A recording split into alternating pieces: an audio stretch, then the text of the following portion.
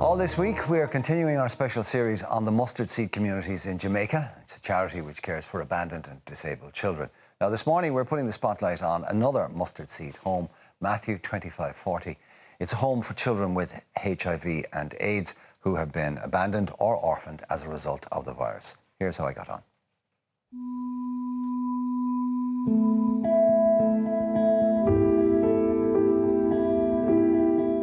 Established almost 20 years ago, Matthew 2540 is a home for boys living with HIV and AIDS who have been orphaned or abandoned as a result of the virus. Located next to a church, the home's purpose is not immediately obvious, so the boys can remain anonymous. I met Operations Manager Donna Reynolds to find out more. We started in Spanish Town, and in the first 2 years, because we didn't have the medication, we didn't have the proper medical care, we had children who died, 10, and they were just dying. Like, I remember 1 year, we had like every month, for 3 months, we just had children dying. That was very difficult. But with the exception of one child who we had for many, many years from the beginning, we haven't really had a death in the past 10, 12 years. With very little, the carers have created a loving, homely environment for the children. Even though it's a children's home, it's a home. So the workers here are not called caregivers, they're called aunties. And they know some people as mothers and uncles and fathers because we want to create that kind of environment for them. Before the boys return from school, Donna shows me around the home. We depend a lot on donation because we're a charitable organization, so we do depend on people to come and help as much as possible. That was a kind of a recreation room? That's kind of recreation. These are the bedrooms for the physically challenged. Okay. It's very small, but it's cozy. And it's clean? And it's clean. And these are, of course, areas. Cupboards for clothes. And these are their lockers? Lockers, yes. Do you know what I really like? I know they're very basic, but do you know what I really like? There are no locks on their lockers. No. That implies trust. Yes. And honesty. Yes, yes. They're living together, as I say, as a family. When you're in your normal home, you don't put locks on your closet. We have several dorms, and so this is one of the dorms for the boys. Given that they're boisterous young men, does it get noisy in here at night? Oh, it does. There's a lot of energy. And so we try to keep them outside as long as possible until they're tired and can come in, because it's a small space. So we try to make sure that the activities stick. So they play football and cricket and whatever, and then at night when they're ready to sleep, they come inside. Chemo Birthright is one of the longest residents here. Born with physical disabilities, his mother died when he was a baby due to complications with HIV. Chemo was born with the virus, but only diagnosed when he was 7 years old. After some serious falls in his teens, Chemo now needs a wheelchair and round-the-clock care. You know, sometimes I come across and I will look at myself and ask, why me? You know, I will ask my aunts, my caregivers, why me? You know, and at that time, you know, it was very sad for me. Did you get very depressed? I get very depressed, you know, but then when everything was happening, I felt depressed. It's like I wanted to give up on life. You know, okay. I wanted to die. You've lost a friend recently. Yeah. Ramon. I did. And he was your best friend. Yeah, he was, you know, he was like a brother to me. You know, we came back a far away. You know, from I was walking to this point, he was always there, you know. But when I realized it's like, it's not like I'm very sad that he's gone, but at least he's no longer in no pain. You know, I have to stay strong, and I have to stay strong for my brothers, you know. You now give motivational talks and speaking. So have you found your purpose in life? Yeah, I have. My purpose is to go around and share my story with a lot of people, you know. For me, it wasn't easy getting out of depression, you know. It was very hard, you know, meeting other people who have been inspired by me and, you know, said that I've inspired them to keep going on, you know. The thing about me, I will be in pain, and even when I'm in that pain, I will always have a smile on my face, you know. That's my strength, you know, and that never let me down. It wasn't until the early 2000s that Jamaica started to do something about their HIV/AIDS epidemic. 20 years ago, mother-to-child transmission rates were at 25%. But they have since made significant strides, with those transmission rates now less than 2%. To better understand the current situation, I met Professor Russell Pierre, Director of Jamaica's Pediatric and Adolescent HIV/AIDS Programme. I started by asking him just how bad the epidemic was at its worst. I can speak from a pediatric point of view. So when we were doing nothing, when we were unable to do anything, and the transmission rate was 25%, one would say approximately 300 new cases of newborns would have been infected per year in Jamaica. As you can imagine, once we started treating, and the more children we treated, then the survival increased.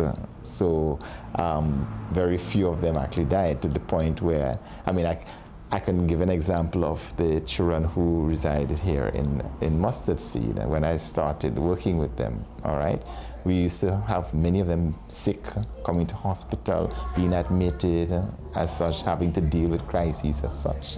So much so, within about 5 years or so after we started treating them, that phenomenon started to sort of decrease. So much so, very few of them actually admitted to hospital. What about the societal stigma attached to that condition in Jamaica? Yes. How much more difficult did it make your job as a doctor? A lot of my peers who didn't want to get involved in it. I just made a decision. I couldn't turn back from doing it, and I just launched fully into it. Initially, when the children came on the wards, they were placed at the back of the ward, and there were screens all over as such. And treated like pariahs, like lepers, effectively. Yes. Thanks to Professor Pierre and his team, countless numbers of babies and children in Jamaica have been given a chance at a healthy life. But what challenges now face boys like Chemo and his brothers? Certainly the children who are residing, certainly in Mustard Seed, they are orphans, or they've been abandoned by their own families. So they're growing up in a context where, even though it's a family, it's not really a family. And you need a family to really develop your different dimensions of your adolescent life going forward. And that I see as a challenge, certainly for some of the children here, in able to transition in that regard. The good thing, we have successes, because we have a number of them who've done very, very well. They have been able to what I would call become self-manage their own condition. So their illness is no longer a problem. The other issues that they have to deal with is finding a job, or, getting ahead in education, and the like as such. And I've always, what I try to teach my students and residents in training, I said, give them a chance. When we were planning this, we were given a list of the facilities that we were going to come to and what they did.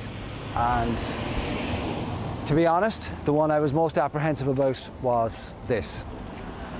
Matthew 2540, where they're dealing with children with HIV/AIDS. I was expecting it to be grim. I was expecting it to be upsetting. For people of my generation who lost friends in some cases to the AIDS epidemic we had in the 80s, it is extraordinary. The strides they've made in the last 20 years have been remarkable, and they need help with it. But they've shown how much they can achieve with very little. So can you imagine what they could achieve if they got serious support?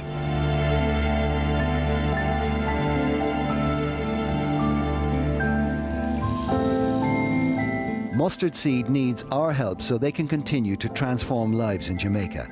Please text Mustard Seed to 50300 to donate €4 to the Mustard Seed communities.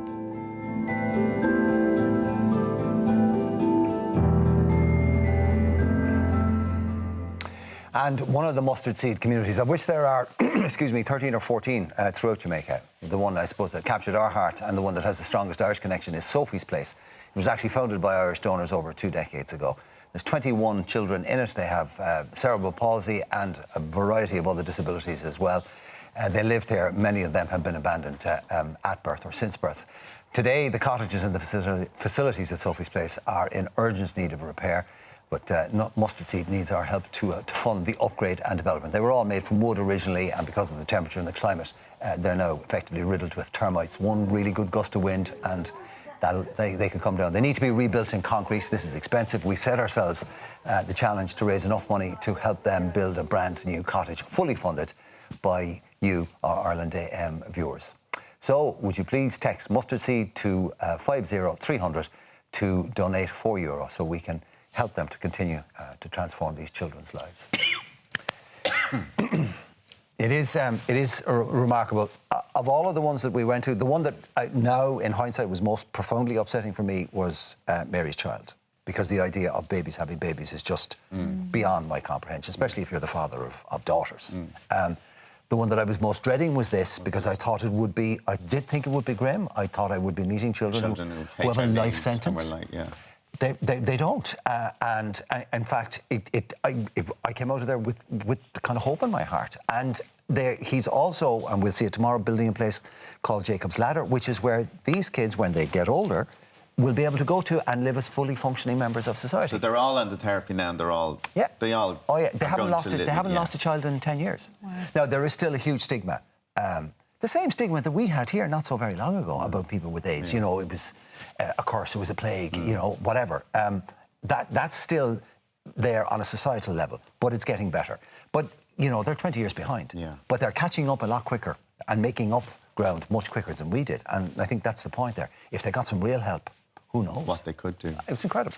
They're phenomenal people. Do we have more tomorrow? Yeah, we have got more tomorrow. We'll see Jacob's Ladder, and then we'll hear about the volunteer programme on Friday. Okay, dogs.